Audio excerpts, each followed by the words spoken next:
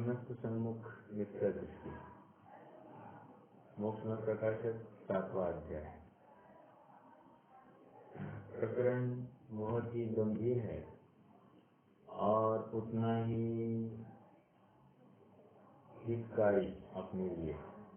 जितना अच्छे से समझेंगे उतना अच्छा निर्णय होगा, जितना अच्छा निर्णय होगा उतने अच्छे से हम अपने वस्तु को धारण करेंगे, और जितने अच्छे से वस्तु को धारण करेंगे तो उतने जल्द इस जीव को शुद्धात्मा की प्रतीति हो जाएगी।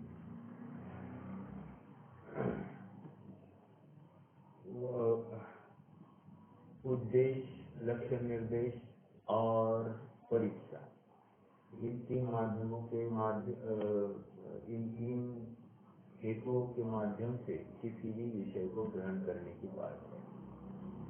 तो उद्देश्य और लक्ष्य निर्देश अगर स्वाध्याय के 5 अंग अगर हम देखते हैं तो वहाँ पर वासना और तृष्णा में डाल दिए जा सकते हैं। वासना और तृष्णा लगभग एकार्थवादी है, थोड़ा सा तृष्णा में डाल दिया। और परीक्षा किसी अपेक्षा से अनुपेक्षा में जाएगा। हालांकि अनुपेक्षा में निर्णय हो जाता है और यहाँ पर परीक्षा में निर्णय करने की प्रक्रिया चल रही है, तो थोड़ा सा अंतर है। लेकिन बार बार चिंतन करना है ना, एकांत में जाता है और विचारता है, आदि आदि सब बातों से ये क्या हो रहा है, निरंतर चिंतन कर रहा है। उसके बाद में हमनाए, अर्थात एक बार समझ में आया तो बार बार उसका ही चिंतन मनन घोलन और बढ़ाना, स्मरण करना निरंतर, और फिर धर्मोपदेश। एक बार विषय वस्तु हमको अच्छे से आत्मसात हो गई तो फिर उसको औरों को भी बताना। तो कह रहे कि ये इस प्रकार की शैली, उद्देश्य, लक्ष्य निर्देश और परीक्षा, ये इनके माध्यम से बताई जाती है। आगे चलकर पंडित साहब ने और एक बात कही है कि ये जो विचार करना, तो विचार करने की भी प्रक्रिया बताई।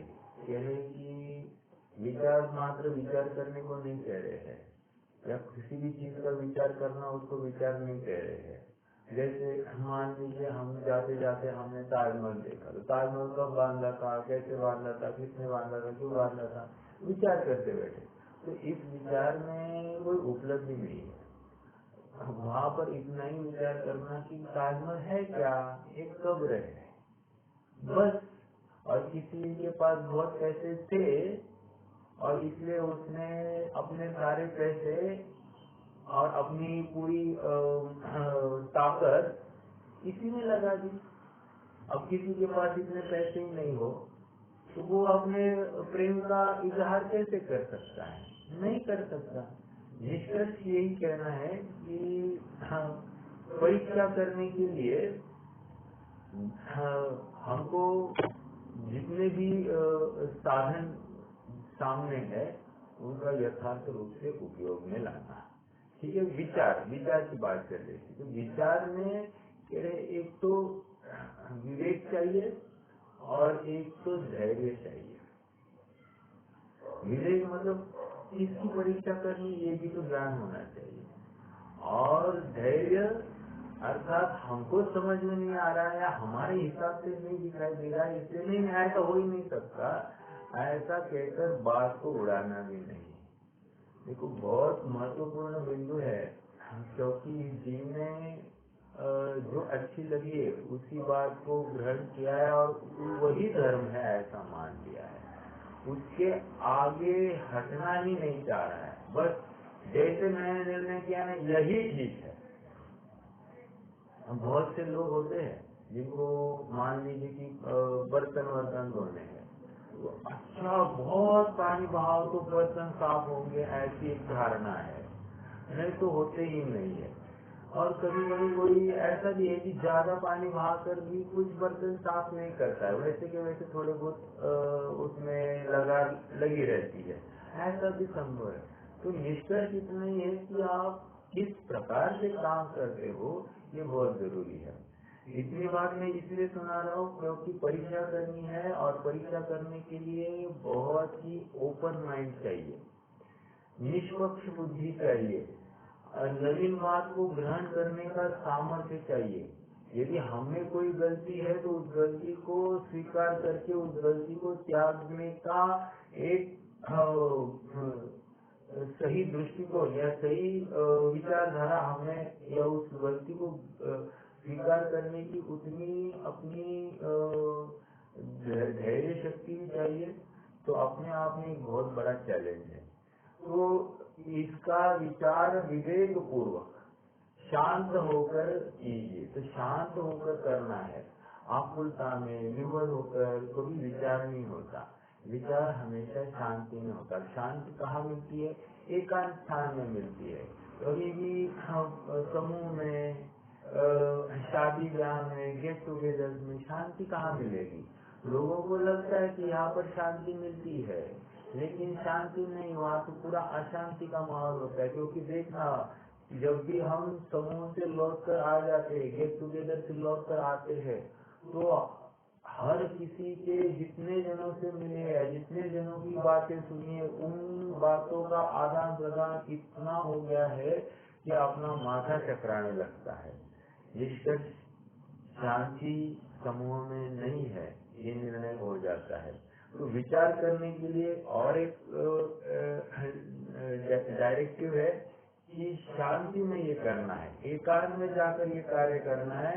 कहीं भी समूह में या लोग समूह में नहीं करना है या ग्रुप में नहीं करना है। ग्रुप में जब भी जाएंगे वहाँ पर तत्व चर्चा होगी, लेकिन वहाँ से हटकर क्या, वहाँ से आकर फिर से ये तत्व चर्चा जो मैंने की, या क्या मुझे ऐसे ही भाषित होता है या अन्य प्रकार से भाषित होता है, इस निर्णय तक आना चाहिए। या फिर कोई भी बात लौकिक भी चर्चा की हो, लौकिक चर्चा का को सुनकर हमको जगत का स्वभाव हुआ स्वरूप वैराग्यार्थम, जगत और काय का ऐसा ही स्वरूप देखकर हमको वहाँ से हटने का यत्न होना चाहिए। तो इसका विचार विवेक पूर्वक शांत भावे जो करे। तो कह रहे हैं कि ये सब क्या है? ये सब परीक्षा करने की बात है। ठीक है। अब आगे कह रहे हैं कि परीक्षा किसकी करनी? तो आगे अभी अगला पैराग्राफ कोई चलने वाला है। तो कह रहे परीक्षा, देखो 3 प्रकार के तत्व बता रहे, हे गे उपाधि। तो कह रहे कि हे और उपाधि, इनकी परीक्षा करना, हे की परीक्षा नहीं करना। और हे की परीक्षा करनी पड़े तो ठीक है, कर लेना, लेकिन उसमें बाल की खाल नहीं निकालना। जैसे मान लीजिए किसी ने कहा कि मेरू पर्वत 1 लाख योजन का है। अच्छा, 1 लाख योजन का है, ये मैं चला इधर मेरू पर्वत की हाइट गिनने की। अरे भैया, तुम क्या कर रहे हो? ये पागलपना है, ये हो ही नहीं सकता। जो संभव नहीं है उसके ऊपर ज्यादा बाल की खाल नहीं निकालना। नंदीश्वर जी कितना बड़ा है, जम्बू जी कितना बड़ा है, अरे ये छोड़ दो, ये सब फालतूगिरी है। जो कहा है वैसे सुन लेना। क्यों? क्योंकि प्रामाणिक पुरुष की एक बार का निर्णय एक बार हो गया तो फिर उसके वचनों की का भी निर्णय करना ही चाहिए। समझ में आया? जैसे देखो ना, हम एक ही बात है, एक बात मैं कहता हूँ और कोई एक बात एक छोटा सा बच्चा कहे, तो दोनों किसके कथन में ज्यादा वजन होगा? बट नेचुरली मेरे। तो कह रहे क्यों? क्योंकि प्रामाणिक पुरुष, तो प्रामाणिक पुरुष की जो वचन होते हैं वे स्वीकार्य होते हैं। बच्चे का वही वचन कदाचित स्वीकार नहीं किया जाएगा। समझ में आया है क्या? कहने की बात पुरुष की प्रमाणता से वचनों की प्रमाणता, और जब वचन की प्रमाणता तो ये वचन इन्हीं के हो सकते, अन्य किसी के नहीं हो सकते। ऐसे पुरुष की प्रमाणता हो जाती है। समझ में आ रही है क्या? तो कहने की बात यह है कि इसी प्रकार से निर्णय प्रक्रिया चलती है। एक प्रश्न किया गया था कि हमारे जिनेंद्र भगवान तो अन्यथावादी नहीं है, वे तो सच्चे उपदेशक है। तो फिर आप हमको परीक्षा करने के लिए क्यों कह रहे हैं? झंझट है ना ये परीक्षा, क्यों? और परीक्षा करना उनका अपमान नहीं होगा? जैसे देखो, थोड़ी सी बात बताऊं आपको। मैंने मान लीजिए कि मैंने किसी ने मुझे एक वस्तु दिखाई, ये देखो ये वस्तु, और मैंने उसको कहा था कि ये वस्तु तुम्हारे मेरे लिए लेकर आना। तो वो मेरे लिए लेकर आया। मैं तुझे वो वस्तु ऐसी लेनी चाहिए या परीक्षा करके लेनी चाहिए? विश्वास है तो लेने के लिए कोई हर्जा नहीं है, लेकिन परीक्षा करे तो कोई दिक्कत है क्या? नहीं, दिक्कत नहीं है। क्यों दिक्कत नहीं है? क्योंकि परीक्षा करने के बाद में वहाँ पर अब हमारी प्रतीति हो गई है कि हाँ, हमने यथार्थ वस्तु ग्रहण करी है या हमको यथार्थ वस्तु मिली। तो ये परीक्षा कैसे की जा सकती है? एक तो वस्तु संबंधी और उसके रेट संबंधी, वो जो क्वालिटी होगी या उसके रेट संबंधी, उसकी परीक्षा की जा सकती है। एक बात देखो, लोग में भी हम बैंक में जाते हैं। अब बैंक में जाने की आवश्यक बहुत कम हो गए, लेकिन बैंक में जाते हैं तो बैंक के जो काउंटर होता है, काउंटर पर क्या लिखा होता है कि जो पैसे आप ले रहे हो उसको काउंटर पर ही ग्रहण करे, चेक करे और फिर काउंटर छोड़े। ये ऐसा क्यों कहा जाता है? इसलिए कहा जाता है, हालांकि वहाँ तो मशीनों से ही सब चेक किया गया है, ऐसा होते हुए भी कोई कमी की गुंजाइश ना हो, आमने सामने ही सब कार्य हो, इसलिए परीक्षा सामने सामने की जाए, पीछे नहीं करनी चाहिए। और देखो, परीक्षा करना ये कोई अपराध नहीं है। सामने वाले को ऐसा बिल्कुल बुरा लगना नहीं चाहिए कि ये हमारी परीक्षा कर रहे हैं। कर नहीं कर डर करती, मतलब जिसने गलत किया नहीं उसको भय नहीं होना चाहिए। समझ में आ रहा है क्या? तो ये यहाँ पर परीक्षा क्यों करनी? परीक्षा इसलिए करनी कि यथार्थ प्रतीति हो, यथार्थ भाव भाषण हो, इसलिए परीक्षा करनी चाहिए। समझ में आ रहा है क्या? कौन से वचन की परीक्षा करनी, कौन से की नहीं करनी, ये बात आगे बताने वाले हैं। लेकिन परीक्षा करने के लिए प्रयोजनभूत, जिसमें अपना प्रयोजन भाषित होता है, ऐसे वचनों की परीक्षा करके ही ग्रहण करना, क्योंकि उसमें भाव भाषण होता है, अपना हित, अपना प्रयोजन सत्ता है, इसलिए ये ऐसे वचनों की परीक्षा करनी चाहिए। देखो, वो पैराग्राफ फिर से पढ़ते, परीक्षा किए बिना तो मानना हो सकता नहीं कि जिन्हें ने ऐसे कहा है तो सत्य है। मिलता है क्या? Page number 258, second last paragraph. परंतु उनका भाव अपने को भाषित नहीं होगा तथा भाव भाषित हुए बिना निर्मल श्रद्धा नहीं होता। देखो, एक छोटा सा उदाहरण देता हूँ। जैसे हमको किसी ने कहा नरक में बहुत दुख है, बहुत दुख है, भाव भाषण हो रहा है? नहीं हो रहा है। अब एक ही बोल दिया, कहा भूमि पर सत दुख इसो बिच्छू सहस डसे नहीं सिसो। अब क्या हो गया? बिच्छू, एक बिच्छू डसना का कितना दर्द है? बहुत दर्द है। और सहस्त्र बिच्छू एक साथ डस रहे हैं, मतलब कितना दर्द है? महादर्द है। हाँ, अब भाव भाषण होने लगे। समझ में आया? तो इसकी जितनी ताकत है समझने की, उसी भाषा में बोला जाए तो उसको भाव भाषण हो रहा है। तो तेरे हर चीज का भाव भाषण हो तो प्रतीति। तो इससे क्या निर्णय हुआ? नरक की अवस्था दुख रूप है, वहाँ से जाने को बचना चाहिए, ये निर्णय हो गया कि नहीं? तो जब हुआ भाव भाषण हुआ, वहाँ के दुख का निर्णय हुआ, तब जाकर वो हटा। तो कह रहे कि अब वो नरक नहीं जाऊं, इसके लिए जो यत्न करेगा यथार्थ प्रतीति पूर्वक करेगा, अर्थात सच्ची दृढ़ता पूर्वक करेगा और नरक नहीं जाने पड़े, ऐसे ही कार्यों में प्रवृत्ति करता हुआ दिखाई देगा। समझ में आ रही? देखो, परीक्षा के बिना यह तो मानना हो सकता है कि जिन्हें ने ऐसे कहा है तो सत्य है, परंतु उनका भाव अपने को भाषित नहीं होगा तथा भाव भाषित हुए बिना निर्मल श्रद्धा नहीं होता, क्योंकि जिसकी किसी के वचन ही से प्रतीति की जाए उसकी अन्य के वचन से अन्यथा भी प्रतीति हो जाए। मतलब क्या, देखो मेरे पास वाक चातुर्य है तो मैं आपको कोई बात ऐसे इतने जबरदस्त अंदाज में आपको कन्विंस करूं कि आप मेरी बात मान जाओ। अब हुआ ऐसे कि आपने किसी और की भी बात सुनी, उसके पास भी एकदम बढ़िया वाक चातुर्य है तो आप उससे भी प्रभावित हो गया, आपको उसकी भी बात यथार्थ लगने लगे। अब ऐसा है कि मेरी स्टेटमेंट और किसी और की स्टेटमेंट में कॉन्ट्रडिक्शन है। कॉन्ट्रडिक्शन मतलब तफावत है। तो कह रहे हैं कि अब मैंने अभी कही है तो आपने ये स्वीकार कर ली, किसी और ने वो बात कही तो उसकी बात स्वीकार कर ली, तो इसका निर्णय नहीं हो रहा है ना, तो किसकी माने? तो किसकी माने के लिए फिर ये बहुत बड़ा प्रश्न चिन्ह खड़ा होता है। और इसीलिए कह रहे हैं कि तुम परीक्षा करो। देखो एक बच्चा गया विद्वान के पास में और विद्वान को कहा कि पंडित जी आपने जो कहा कि सम्यक तो प्रत्यक्ष नहीं होता है, परोक्ष ही होता है, और ये आपने कहा है। और जो दूसरे विद्वान आए थे उन्होंने तो कहा सम्यक तो प्रत्यक्ष होता है, हाथ पर रखे आंवले के समान होता है।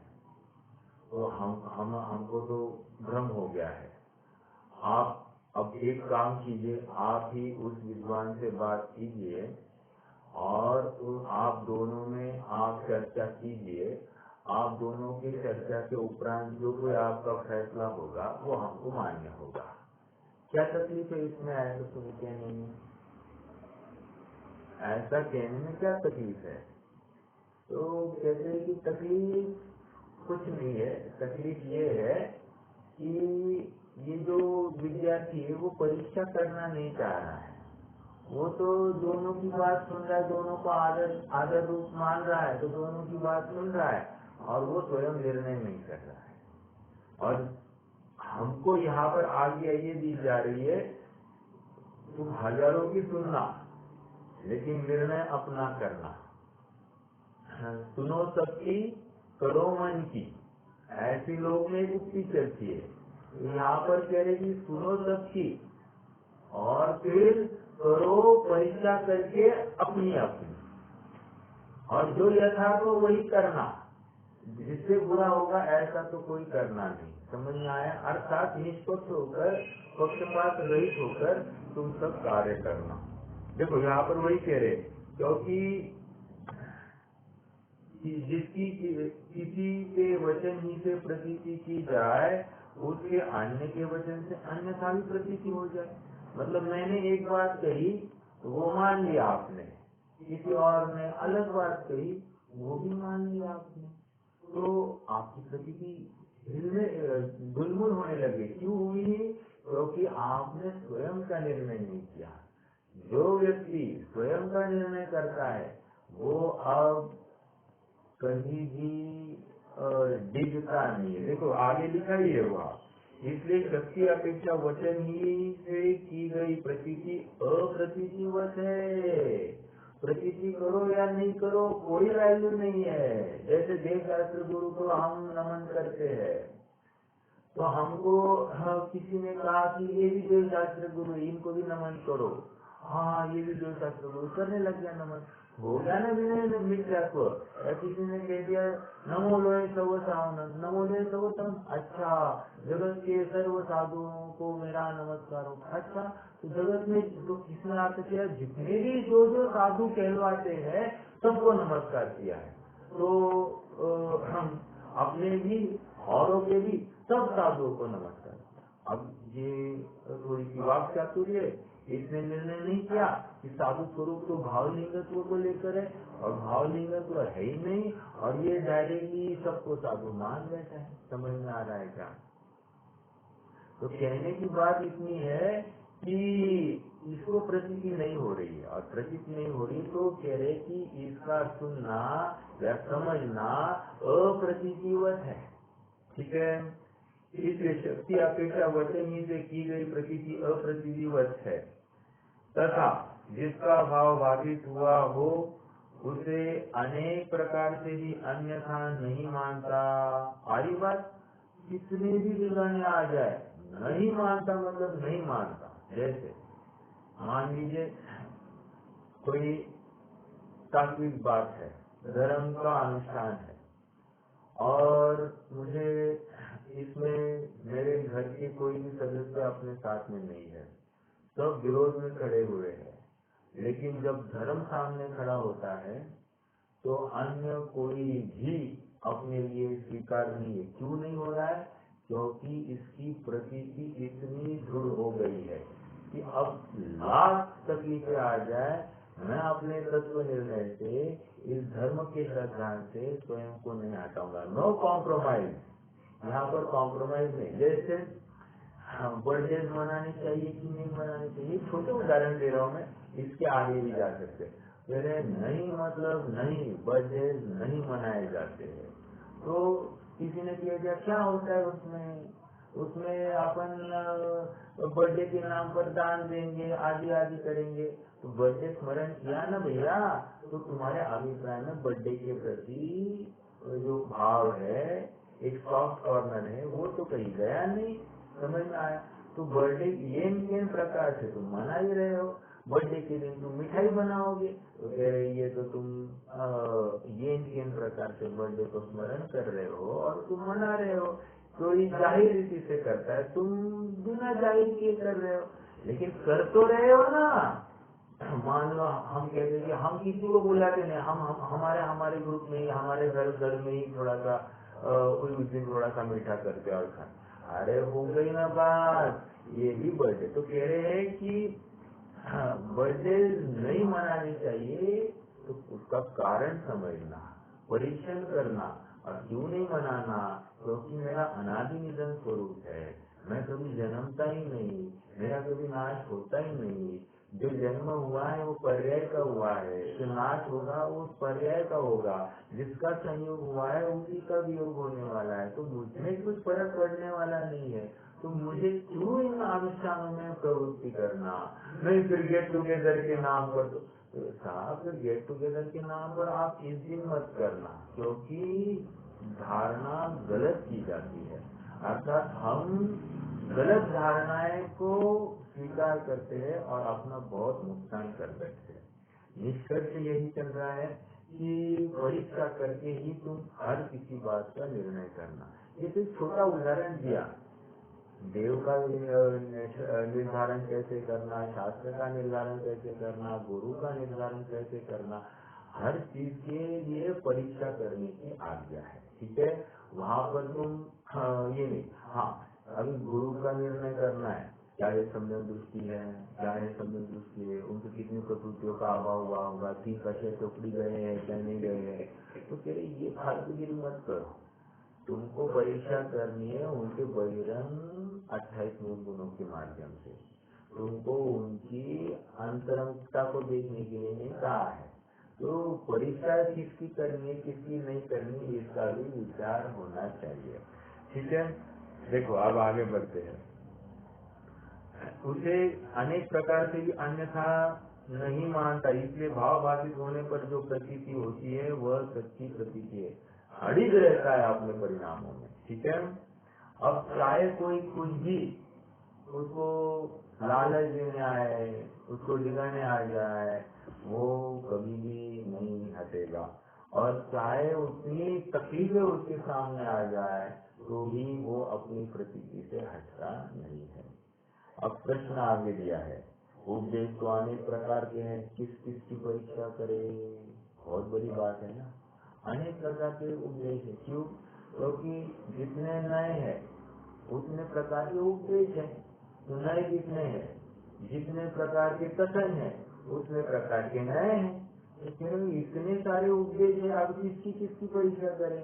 तो पंडित साहब ने अपने लिए मैटर थोड़ा सा इजी कर दिया कह रहे अनंत नहीं है तो अनंत उपदेश होंगे, और अनंत की परीक्षा कैसे करते बैठे, फिर उनकी परीक्षा करेंगे तो अपना काम कब करेंगे। तो कह रहे इतना ही करना, ये उपदेश जो है ये वीतरागता का पोषक है या नहीं है, इतना ही तुम देखना। यदि इसमें वीतरागता झलकती है तो उसको ग्रहण करना, यदि इसमें वीतरागता नहीं झलकती है तो तुम उसे छोड़ देना। एक बात। दूसरी बात कह रहे हैं कि उसमें तुम डिवीजन करो, हे गे उपाधि। क्या करना, हे गे उपाधि ऐसा डिवीजन करना।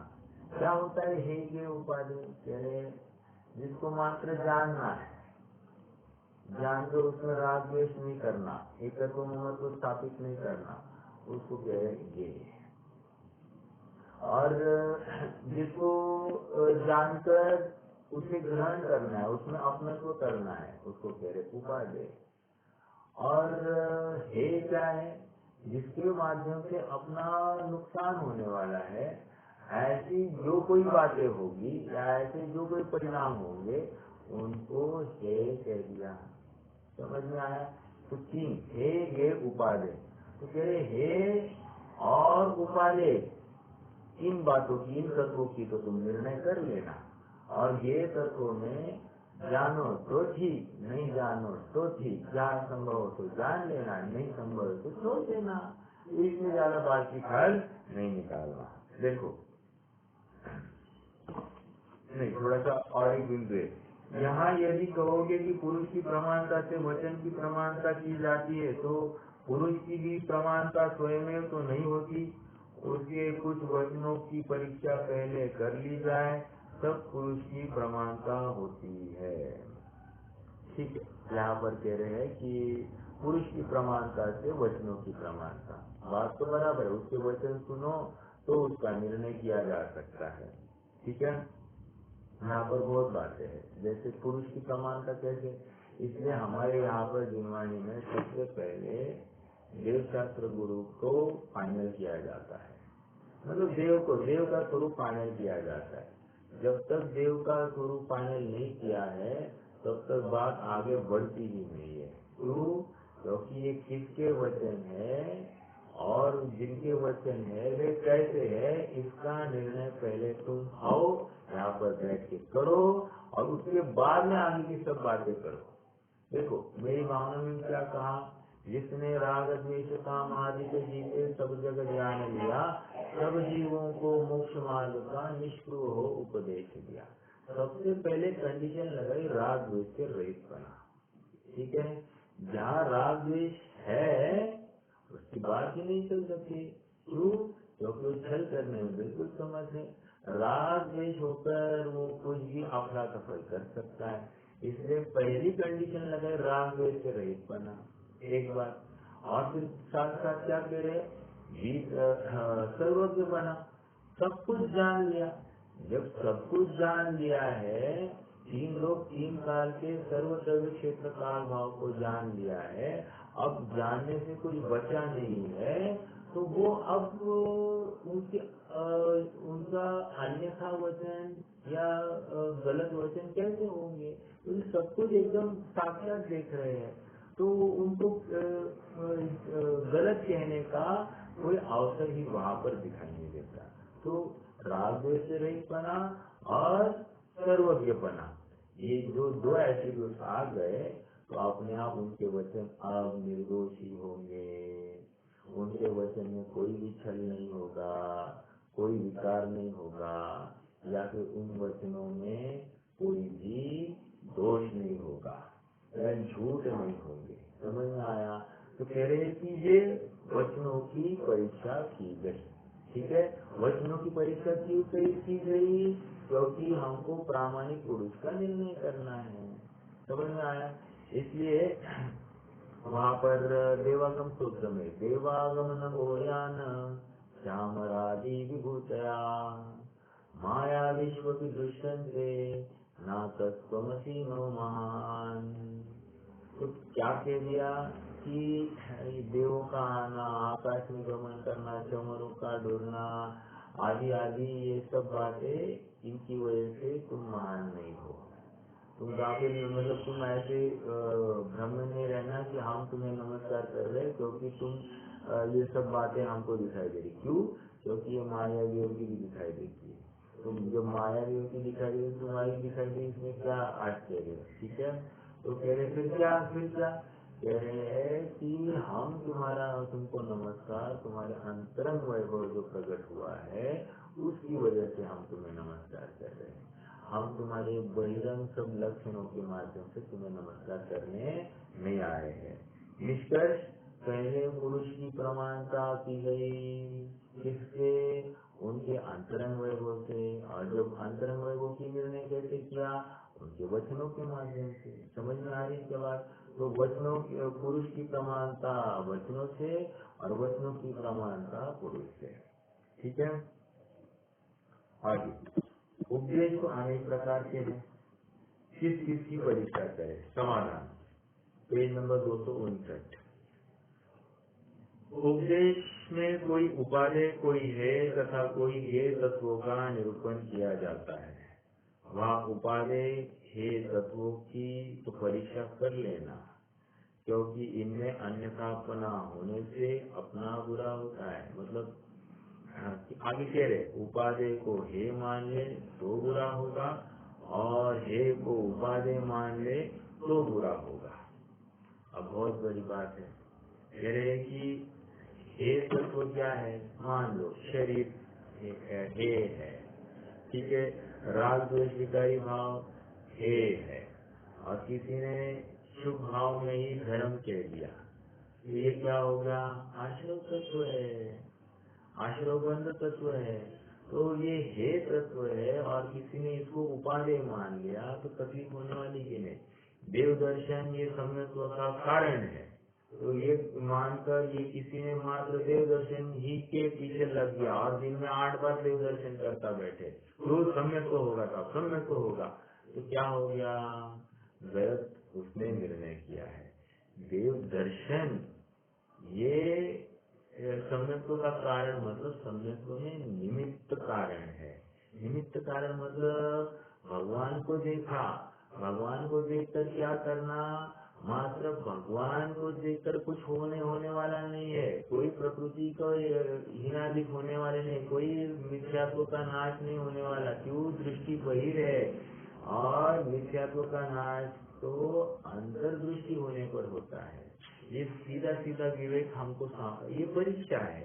तो कह रहे हैं कि हे को उपादेय मान लिया, भगवान को भी किसी अपेक्षा से अपने दृष्टि में बाहर निकालना पड़ेगा, तब जाकर निज भगवान की प्राप्ति होगी। समझ में आया? और ये क्या करता है कि सर्वथा उपादेय मानकर अपने जो वस्तु स्वरूप है उससे वो परे ही रहता है। निष्कर्ष, हे तत्व को उपादेय मान रहा है, उपादेय तत्व को हे मान रहा है। उपादेय तत्व क्या है? मेरा शुद्धात्मा उपादेय था, सर्वथा उपादेय था, और उसको हे मान रहा है। समझ में आए? बहुत मुश्किल है भाई, अपने आत्मा को कैसे प्राप्त किया जाए, बहुत मुश्किल है। अपन पंचम काल में बहुत मुश्किल है। समझ में आ रहा है क्या? कभी काल की दुहाई देता है, कभी तीर्थंकरों का अभाव करके कहता है, कभी हीन सहन है करके कहता है, सब प्रकार से कारण देता है। पंचम काल का जीव है, इसलिए ये पुरुषार्थ नहीं होता है। तो ये सब कह रहे हैं तुम्हारी रुचि का अभाव है, तुम्हें सच्ची धगड़ लगी नहीं है। देखो मेरा एक प्रश्न है, कि ये काल सचमुच बाधक है या और कुछ है? पंचम काल है इसलिए जीव तत्व निर्णय नहीं कर रहा है, या तत्व ने निर्णय नहीं कर रहा है ऐसा जीव पंचम काल में आया है?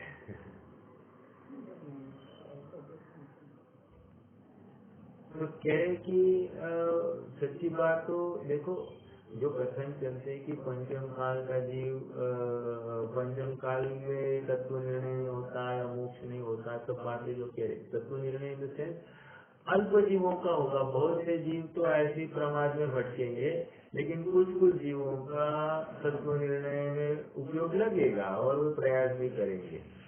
कह रहे हैं कि ये क्यों नहीं हो रहा है पंचम काल। कह रहे पंचम काल के ऊपर दोष मत दो, और द्रव्य है वो तो ज्ञेय तत्व है, और तुम उसको उपादेय तत्व मान रहे हो कि इसके कारण नहीं हो रहा, इसके कारण पंचम काल नहीं है। या फिर कहोगे कि अभी चौथे काल नहीं है, या हम चौथे काल में नहीं जन्मे इसलिए पुरुषार्थ नहीं हो रहा है। तो भैया मेरे, तुम चौथे काल में भी जन्म लोगे ना तो भी तुम पुरुषार्थ नहीं करोगे। क्यों? क्योंकि जिसको पुरुषार्थ करना है, वर्तमान जो अवस्था है वो कार्यकारी है। अब तुम नहीं अभी नहीं, मुझे तीर्थंकर के सामने नहीं करना है, मुझे तीर्थंकर के सामने नहीं करना है, फिर वो बैठो। तुम यहाँ पर भी नहीं करो क्योंकि तीर्थंकर क्या करने वाले, तीर्थंकर भी तुमको उपदेश ही देने वाले। तीर्थंकर थोड़ी तुम्हें आत्मा, ये आत्मा शरीर से अलग करके तुमको दिखाने वाले है, ऐसा आत्मा नहीं। जैसा यहाँ पर अब ये तीर्थंकर के ही वचन है, ये किसी श्रीपाल के वचन नहीं है या किसी टोडरमल के वचन नहीं है, ये साक्षात तीर्थंकर की ही वाणी है। ऐसा जानकर तुम ग्रहण क्यों नहीं करते इसको? कहने की बात इतनी है कि तुम वो हे तत्वों को उपादेय मानते हो, जिसमें कोई बात ही नहीं है उसको उपादेय मानते हो। समझ में आया? जैसे शरीर को शरीर माध्यम खलु धर्म साधन, ये स्थूल कथन चलता है, लेकिन शरीर ठीक रहे तो ही धर्म होगा, शरीर ठीक नहीं रहे तो धर्म नहीं होगा, ऐसा। तो शरीर की देखभाल में दिन रात लगाया करता है। समझ में आ रहा है? तो हे तत्व है उसको तुम उपादेय मान रहे हो। शरीर ठीक होगा तो आत्म कल्याण हो सकता है, शरीर ठीक होगा तो आत्म कल्याण, और देखने के लिए पूरी जिंदगी खत्म हो रही है तो भी आत्मा का भी सामने में आया है। समझ में आ रहा है क्या? क्यों? आत्मा कैसा है वो भाव ऐसा नहीं हुआ, क्योंकि उसको उपादेय तत्व भाषित ही नहीं हुआ। जिसको आत्मा उपादेय तत्व भाषित नहीं होता है वो आत्मा को ग्रहण करेगा कैसे? बोलता तो जिनवानी की बात, शरीर की स्थिति रखने के लिए जैसे मुनिराज आहार ग्रहण करते हैं, वैसे ही हम शरीर को ठीक रखते हैं तो हमारा धर्म साधन हो सकता है। तो बातें तो बहुत बड़ी मारता है, लेकिन उसको भाव भाषण नहीं है। देखो एक छोटा सा मैं छंद कहता हूँ, गुजराती है लेकिन बहुत अच्छा लगता है। जो आत्मा हूँ आत्मा हूँ आत्मा, जो आनंदनु आनंदनु आनंदनु धाम। अब देखो ये वचन मैंने कहे बराबर, मैं आत्मा हूँ आत्मा हूँ आत्मा हूँ। अब हमने ये सुना, हमको सचमुच क्या अच्छा लगा, धुन अच्छी लगी हुई। एक दूसरी बात क्या, आत्मा ऐसा ज्ञान का ये लगा क्या, या उपादेय ऐसा तत्व भाषित हुआ क्या, इसमें अपना प्रयोजन है ऐसा भाषित हुआ क्या? नहीं हुआ। तो कह रहे हैं कि भैया तुमने बात सुनी ही नहीं। ठीक है। और आगे क्या काम है, आनंद का धाम हो, आनंद का धाम हो कहकर आनंद किसी रुपया पैसा में, खान पान में, नींद में, या फिर किसी बाह्य विषय सामग्री में, भोग में, या फिर जहाँ पर रमने जमने पंचेंद्रिय के विषय की प्राप्ति होती है, ऐसे किसी भी स्थान पर नहीं है।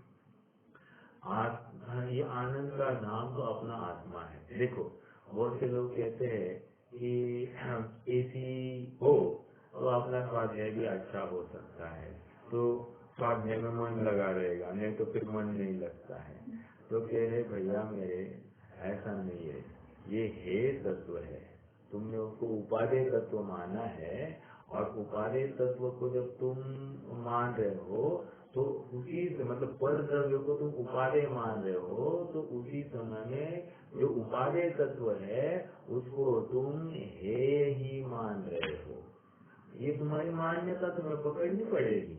लेकिन हमको क्या लगता है कि हम नहीं एसी में थोड़ा उपयोग, देखो ना कितना पसीना आया, कोई तो सुन रहा है कि सब ऐसे ऐसे करते बैठे, सब ऐसे ऐसे।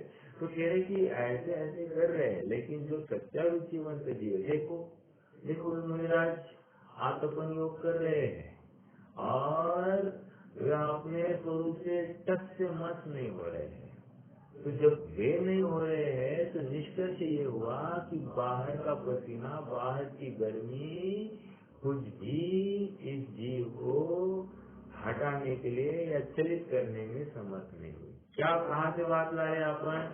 हे तत्व उपादेय तत्व, ये क्या करता है? हे तत्व को उपादेय मानता है और उपादेय तत्व को हे मानता है। भोजन आदि सामग्री इसको क्या मानता है? उपादेय तत्व मानता है।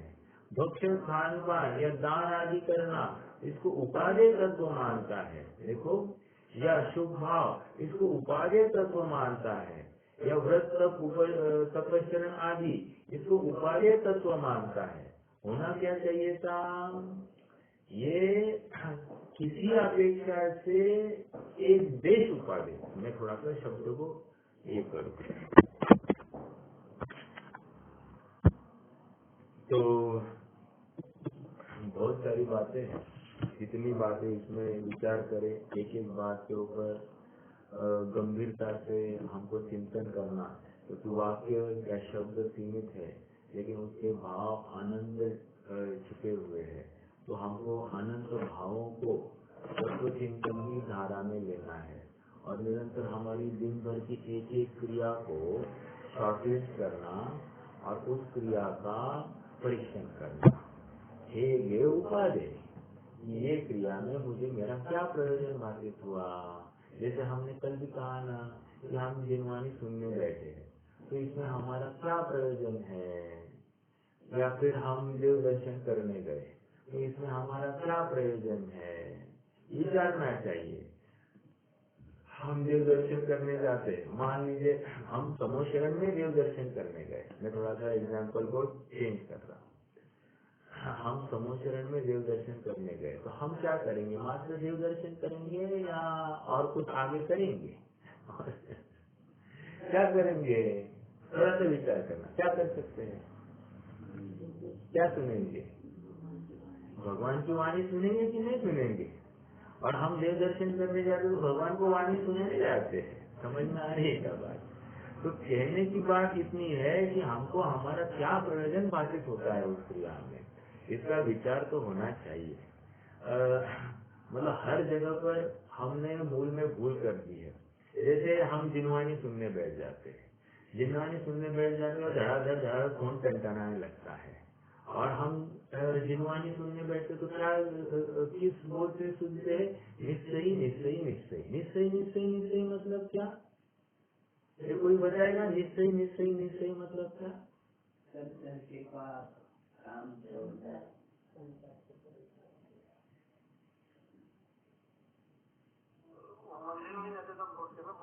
हाँ, तो मैं अभी जिनवानी पढ़ते समय भी निश्चय निश्चय निश्चय की बात कर रहा हूँ। हर, क्योंकि उसमें अपना प्रयोजन भाषित होता है ना, तभी तो जाकर निश्चय करेंगे अपन। क्या है उसका मीनिंग? मंदिर में जाके तब करते बराबर है ना, क्यों करते हैं और उसका अर्थ क्या है? सांसारिक विचारों को बाहर छोड़ देना। बराबर, सांसारिक कार्यों का त्याग है। सांसारिक कार्य मतलब क्या, मेरा प्रश्न है? सांसारिक कार्य मतलब घर में दूध उपज रहा है कि नहीं उपज रहा है उसका ध्यान, तो घर में सब्जी सीज गई है या नहीं इसका ध्यान, घर में अब आटा कितना बचा है इसका विकल्प करना तो ध्यान। मतलब भगवान को देखते समय में हमको घर के सारे चित्र दिखाई देते हैं। ये तुम्हारे सांसारिक प्रयोजन का, सांसारिक विकल्पों का त्याग नहीं हुआ, तुमने निश्चय निश्चय निश्चय नहीं किया। वैसी प्रकार कह रहे, जब तुम जिनवानी सुन रहे हो तो तुम्हारे सांसारिक प्रयोजनों का त्याग हुआ, ये करते हो कि नहीं करते हो? तुम अभी भी जिनवानी आया ना, जिनवानी आया, मुझे फोन लेना है, तो फोन लेता है। तो कहते हैं कि ये तुम्हारे सांसारिक प्रयोजनों का त्याग नहीं हुआ, सांसारिक विषयों का त्याग नहीं किया है, ये उसका परिचय है। अर्थात तुम्हें जिनवानी प्रयोजनभूत भाषित नहीं हुई है। जिसे जिनवानी प्रयोजनभूत या परम उपकारी भाषित हुई है, वो सारे जग द्वंद्व फंद से हटकर अपना कार्य में लगेगा। ये मेरा कार्य है ऐसा जानकर उसमें संलग्न होगा। पूरे उपयोग से, पूरी एकाग्रता से, पूरे समर्पित भाव से वहां पर लगेगा। ये कह रहे हैं कि उपादेय तत्व को हे तत्व को उपादेय मानता है, उपादेय तत्व को हे मानता है। हाँ, क्योंकि इसको उसमें हित भाषित नहीं हो रहा है, और जब हित भाषित नहीं होगा तो काम नहीं होगा। समझ में आ रही क्या बात? हमको जिनवानी के वचनों का, उसका अर्थों का अच्छे से ज्ञान करना है। देखो जैसे एक उदाहरण देता हूँ, और हाँ, शब्दों को कैसे समझना चाहिए इसका भी एक अभ्यास होना चाहिए। हाँ, एक पुरुष की प्रमाणता से वचनों की प्रमाणता, ये इसके लिए एक प्रथमानियों का उदाहरण किसी के पास है क्या? पहले ये पॉइंट खुल जाए। पुरुष की प्रमाणता से वचनों की प्रमाणता, प्रथमानियों का कोई उदाहरण?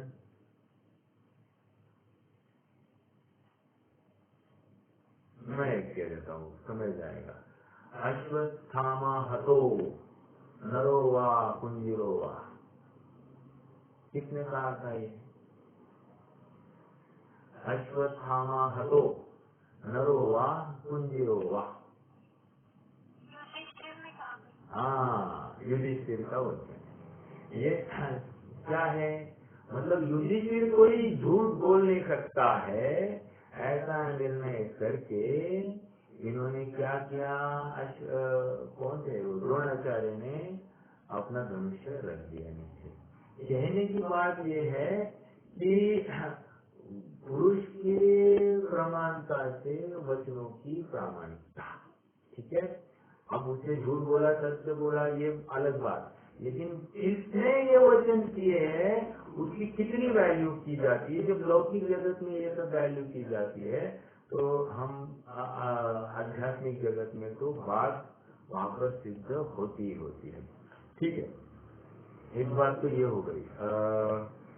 दूसरा, हाँ, अब देखो शब्दों को या कि वचनों का अर्थ भी हम ठीक से नहीं कर पाते। थोड़ा सा एक एग्जाम्पल देता हूँ। जैसे कोई नवीन शादीशुदा बहू थी, और सासू ने कहा कि बेटा जाओ बालकनी में और आदमी देखकर ये कचरा डाल देना। तो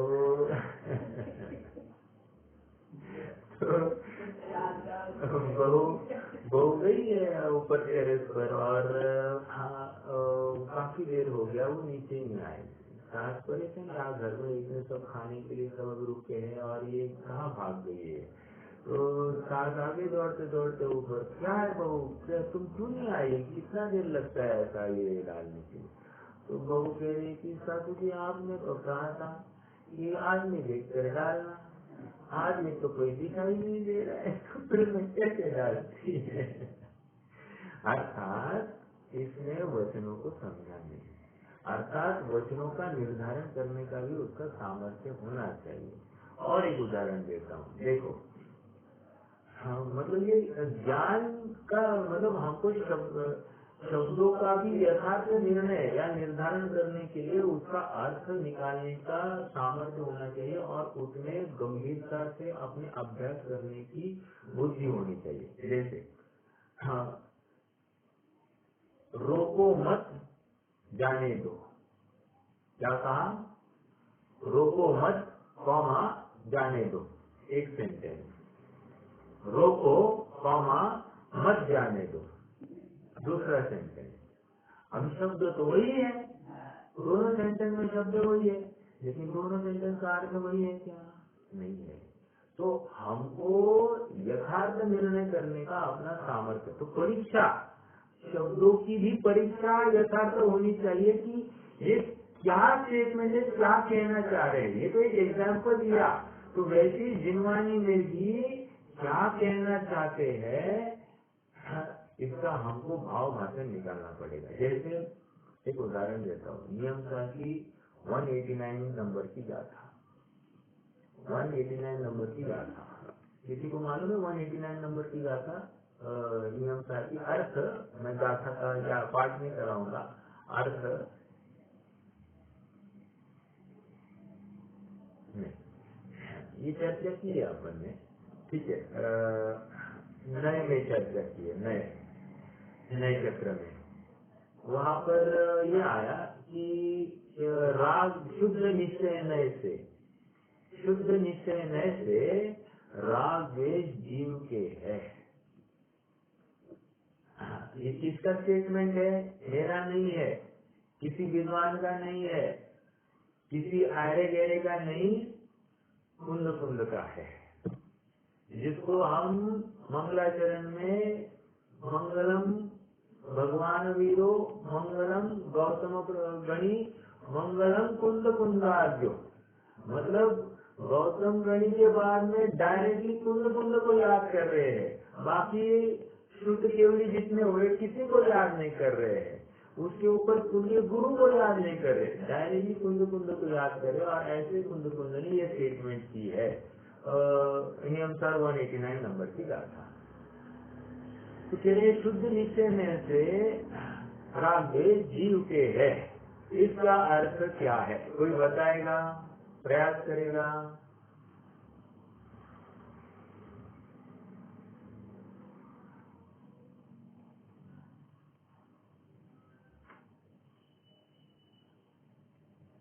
कोई नहीं?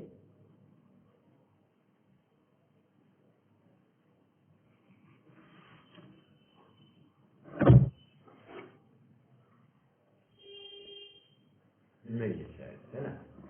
चलिए देखिए, शुद्ध निश्चय नए से, शुद्ध निश्चय का विषय क्या होता है वैसे, वो तो बताइए।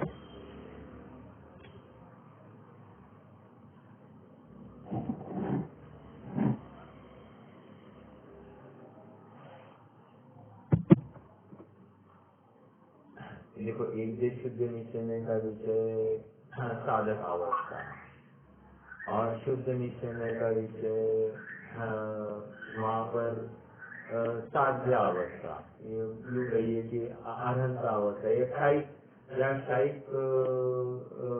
भाव प्रकट हो गया, वो शुद्ध निश्चय का विषय बन जाता है।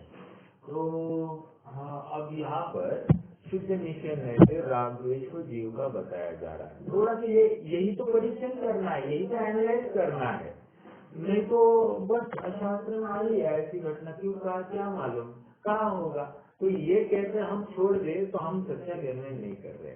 परीक्षा परीक्षा तो कह रहे हैं कि शुद्ध निश्चय में और राग द्वेष कैसा मेल बैठेगा। तो यहाँ पर समझा रहे कि आचार्य देव कह कहकर थक गए क्या कि राग द्वेष जीव के नहीं है। अब ये क्या हुआ है कि शिष्य नए चक्र अच्छे से पढ़ चुका है, और एक राग द्वेष विकारी भाव अशुद्ध निश्चय में, अशुद्ध निश्चय में एक देश शुद्ध निश्चय से व्यवहार है और एक देश शुद्ध निश्चय में साक्ष्य शुद्ध से व्यवहार है, और साक्ष्य शुद्ध निश्चय में परम शुद्ध निश्चय से व्यवहार है। तो ये व्यवहार व्यवहार और व्यवहार तो है, व्यवहार अभूतार्थ है, ये उसने देख लिया है समय का 11 विघासन, तो ये अभूतार्थ है, तो इसलिए उसको राग द्वेष अभूतार्थ आश्रय करने योग्य नहीं है, ऐसा उसको उसने ये किया है। शब्दों में तो पकड़ लिया है, लेकिन अभिप्राय में अभी भी राग द्वेष करते जा रहे। कौन से राग द्वेष कर रहा है? वो नियम सार में क्या राग द्वेष करेगा?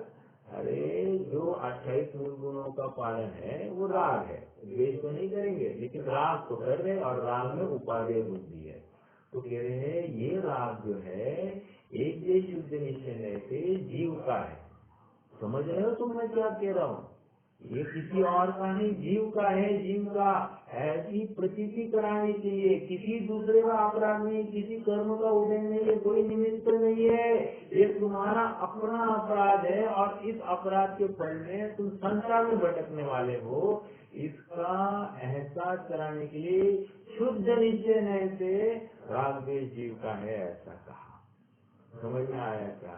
मतलब आचार्य देव की ये साइकोलॉजी देखो, क्या चीज साइकोलॉजी से वो शिष्य को समझा रहे हैं, क्योंकि शिष्य अच्छा पढ़ लिखा है और अच्छा अभी एकदम चुस्त हो गया है, मतलब टेक्निकली वो जिनवानी को अच्छे से समझने लग गया है, लेकिन भाव भाषण नहीं कर रहा है, तो इसको भाव भाषण कराने के लिए इतनी कठोर बात अर्थात शुद्ध निश्चय से राग द्वेष जीवता है।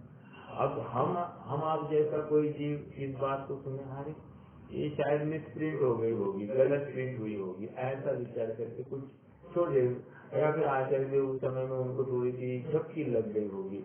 अब वो शास्त्र उनका है तो उसमें कुछ हेरा फेरी नहीं की जा सके, इसे लिखे गए होंगे, या फिर किसी ने एक शेपर गाथा डाली होगी, तो ऐसा नहीं है। ये आचार्य कुंद की ही है, और इसका अर्थ अभी जो बताया वैसा है कि राग द्वेष की स्वीकृति कराने के लिए साक्षात निश्चय शुद्ध निश्चय में से ही ये जीवते हैं, ऐसा कहा। समझ में आ रहा है? अशुद्ध निश्चय नहीं, शुद्ध निश्चय में से कहा। तो हमको वचनों को समझने की अपनी सामर्थ्य होनी चाहिए, परीक्षक बुद्धि होनी चाहिए, और इसके लिए स्वाध्याय करना चाहिए। स्वाध्याय या विद्वानों को, वक्ताओं को सुनना चाहिए।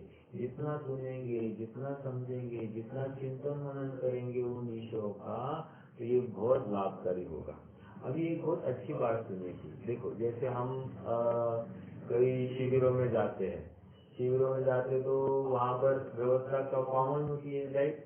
हम मान लो वहाँ पर स्वाध्याय में बैठे, स्वाध्याय में चटाई वटाई पर बैठते हैं, तो जैसे ही चटाई पर बैठना हो गया, स्वाध्याय पूरा हो गया, तो फिर हम क्या करते, उठने के बाद क्या करते, सबसे पहले कपड़े झटकते हैं, सफेद कपड़े पहनते ना वहाँ पर तो कपड़े झटकते, तो कपड़े झटकने के साथ साथ मैं ये उदाहरण भी दे रहा हूँ, कपड़े झटकने के साथ साथ अपन जो जिन वचन भी ग्रहण किए ना उसको भी झटक देते हैं उनको हम ग्रहण नहीं करते, जबकि स्वाध्याय का एक अंग इसको ग्रहण है, इन वचनों को ग्रहण करना, अर्थात इसका मतितार्थ क्या है, इसका भावार्थ क्या है, ये इसका मेरे लिए किस प्रकार से मेरे लिए प्रयोजनभूत है, इसका विचार भी नहीं करता है। विचार नहीं करेगा तो उसको धारण कैसे करेगा, धारण नहीं करेगा तो उसका निर्धारण कैसे करेगा, तो अपने आप में, और जब निर्धारण नहीं करेगा तो तदनुरूप परिणमन कैसे करेगा। समझ में आया? देखो, स्वाध्याय के 5 अंग हमने क्या देखे हैं, वासना, तृष्णा, अनुप्रेक्षा, आमनाय और धर्मोपदेश, है ना। ये और एक अन्य जिनवानियों में ऐसे भी स्वाध्याय के 5 अंग आए। क्या आए हैं? श्रवण, सुनना, ग्रहण, ग्रहण मतलब मैं आत्मसात करना, उसके शब्दों का भाव समझना, ये क्या है, किस नए से, इसमें मेरा क्या प्रयोजन भाषित है, सब ग्रहण। ग्रहण करने के बाद में यथार्थ उपदेश का धारण करना, और उपदेश को नहीं, उपदेश के आश्रित वस्तु का धारण करना, ठीक है। फिर वस्तु का धारण होने के बाद में उसी वस्तु का बार बार निर्धारण होता है, और जब निर्धारण होता है तब जाकर किसी काल में उस वस्तु रूप परिणमन होता है, पर्याय वस्तु रूप परिणमती है। ये ऐसा ये क्रम है। समझ में आया कि ये स्वाध्याय के 5 अंग बताए हैं। या सम्यक ज्ञान के 8 अंग में शब्दाचार, अर्थाचार, उभयाचार, ये जो बताइए क्या है, शब्दों को एकदम यथार्थ समझना, उनके सच्चे भाव को समझना, उसका अर्थ समझना, अर्थाचार में भाव आया, और फिर शब्द भी यथार्थ सुनना और समझना या पढ़ना, और उसके अर्थ को भी समझना, दोनों का युक्त कॉम्बो पैक, उसका भाव भाषण करना, उभयाचार। कह रहे कि ये सम्यक ज्ञान के अंग है, और हम कहीं न कहीं इन सब बातों को नहीं समझकर हम सम्यक ज्ञान के अंग से ही वंचित हो गए हैं। समझ में आया? तो क्या कह रहे हैं यहाँ पर, देखो फिर से पढ़ते हैं। उपदेश में कोई उपादेय, कोई है तथा कोई हे तत्वों का निरूपण किया है, इसलिए सब चर्चा अभी सम्यक ज्ञान का अंग खड़ा किया, या स्वाध्याय के 5 अंग खड़े किए। ये किस लिए किए? क्योंकि उपदेश में कोई उपादेय तत्व होता है, कोई हे तत्व होता है, कोई हे तत्व होता है, तो हर किसी का जो कोई निरूपण है उसको सेग्रीगेट करने का सामर्थ्य अपना होना चाहिए, और फिर उसमें से जो माल है, माल को ग्रहण करना है हमको। समझ में आया? श्रवण, ग्रहण, धारण, निर्धारण, परिणमन। फिर से बताओ, श्रवण, ग्रहण, धारण, निर्धारण, परिणमन। समझ में आ रहा है? तो आपको प्रोसेस समझ में आएगी तो अपने को महत्ता समझ में आती है कि ये जिनवानी कोई साधारण बात नहीं है। हमको इतने परम पुण्य का उदय जब फलित हुआ है तब जाकर ये एक एक वचन हमको सुनने में मिल रहे हैं और सुनकर हम ऐसे ही उसको सुनी अनसुनी करते हैं। देखो ना, किसी ने आप लोग गाली दी, सुनी अनसुनी नहीं करता है उसको तो ग्रहण करता है। श्रवण, ग्रहण, फिर धारण, फिर निर्धारण, इसने मुझे किया और इसलिए बुरा, और फिर उसका परिणमन। परिणमन क्या होता है? द्वेष रूप प्रवृत्ति करता है सामने वाले के साथ। अब लगाना यहाँ पर जिनवानी सुनता है, हूँ शुद्धात्मा छू, मैं आनंद हूँ, आनंद का धाम हूँ, परम शुद्ध हूँ, निर्विकार हूँ, निरंजन स्वरूप हूँ, निर्माण हूँ, निर्द्वंद हूँ, निष्कषाय हूँ। इतना सब समझाने, हाँ हूँ क्या? हाँ ठीक होगा होगा कहकर इसको प्रमोद नहीं आता है। इसको लगता है हाँ किसी और की बात कर रहे हैं, है ना? वो कुंज कुंज शतक में भी आई है बात। क्या है वो? निष्काम है, निर्द्वंद है, निर्द्वंद है निरालंबी आत्मा, निर्देह है, निर्मूल है, निर्भयी निर्मम आत्मा। कितनी बड़ी बातें हैं। एक एक शब्द के ऊपर चिंतन करो, घंटे जाएंगे घंटों। हमको लगता है कि हम निवृत्त होंगे तो हम क्या करेंगे, हमको प्रश्न चिन्ह पड़ता है। लेकिन यहाँ पर कह रहे हैं एक एक शब्द को उठाओ तो तुम्हें जीवन कम पड़ेगा। तुम्हारा निर्णय करने से तुम्हें समय बहुत कम है। और हमको क्या लग रहा है, हम क्या करेंगे, निवृत्त होकर क्या करेंगे। और इसलिए दिन रात अपने उन अर्थार्जन में लगता है। और फिर कहता है कि हमको तो कोई रुचि नहीं, लेकिन क्या करें, क्या करना बैठ के, तो बस वो लगा रहता है। लेकिन कितना बड़ा कार्य करना बाकी है इसका एहसास इस जीव को नहीं है।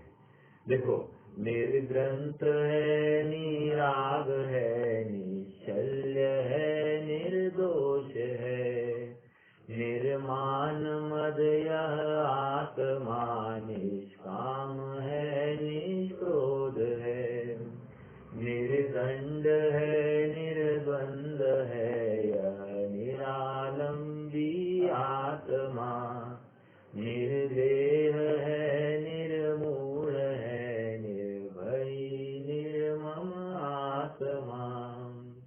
कहने की बात इतनी है कि जिनवानी सुनने के लिए किसी को अगर आर्थिक नुकसान दिखाई दे रहा है तो समझना वो सुखार्थी जीव नहीं है, वो संसारार्थी जीव है।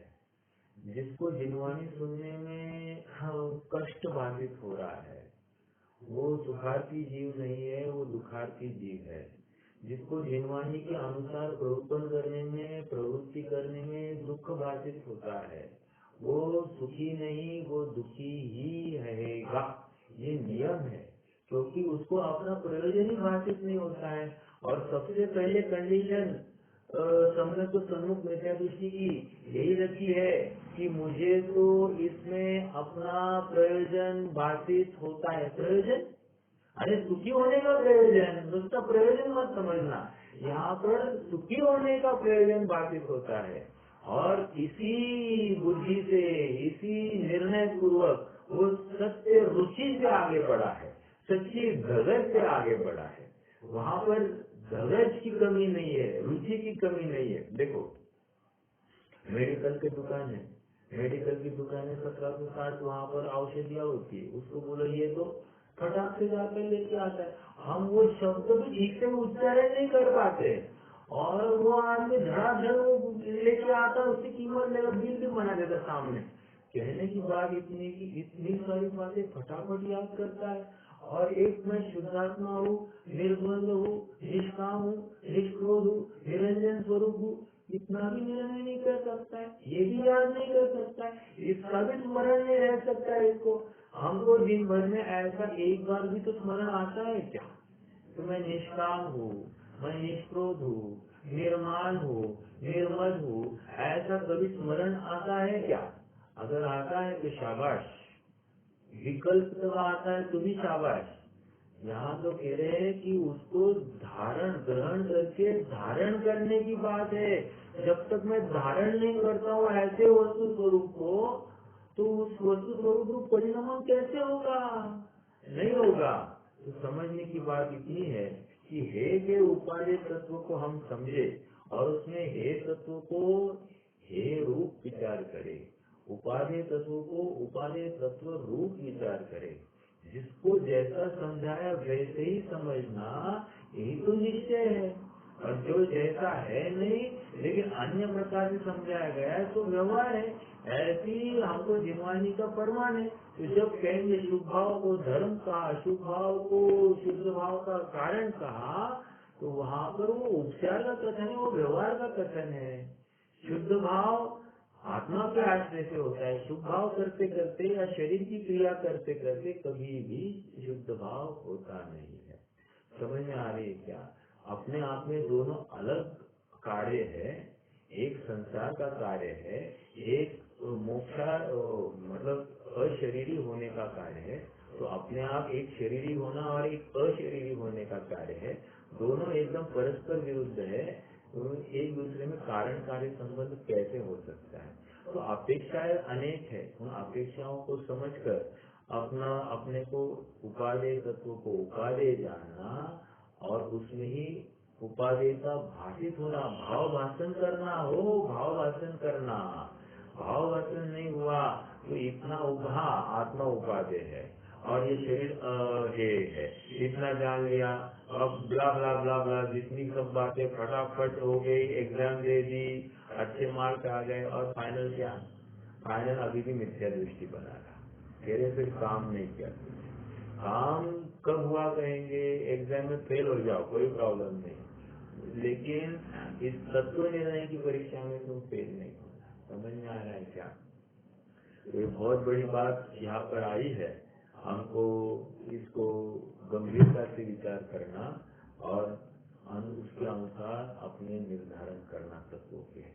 कोई प्रश्न है तो रख सकते हैं, क्योंकि सुखी होना यह अपना परम कर्तव्य है और हम सुख से ही वंचित रहेंगे तो ये मनुष्य प्रलय तो चली जाएगी। और अल्प समय की है, समय जाते देर नहीं लगता। अब तक 40, 45, 50, 60 साल चले गए होंगे और 10, 20, 30, 25 साल जाएंगे, क्या उसमें बड़ी बात? और उसको जानने में कोई समय नहीं लगता है। आज सुबह उठा है और ऐसा लगता है कि क्या हुआ दिन भर को, अगर हम वापस पीछे देखें तो हमने दिन भर में क्या किया, तो निर्णय होता है कि हमने सब खाने पीने की व्यवस्था की, हमने शरीर की व्यवस्था की, बाकी हमने अपने आत्मा की 1 रुपए की व्यवस्था नहीं की। और करना तो आत्मा की व्यवस्था थी और उसके लिए तो समय ही नहीं है। और बाकी पूरा दिन हमने शरीर की व्यवस्था, अपने परिकर की व्यवस्था, परिजनों की व्यवस्था उसमें लगाया, सबको खुश करने में लगाया। अपने आत्मा की परिणति कितनी दुखी है उसका विचार भी हमने नहीं किया। हम गंभीरता से इसका विचार करें, चिंतन करें तो सच्चे सुख की प्राप्ति हम सबको होगी। यही मंगल भावना। ओम नमः।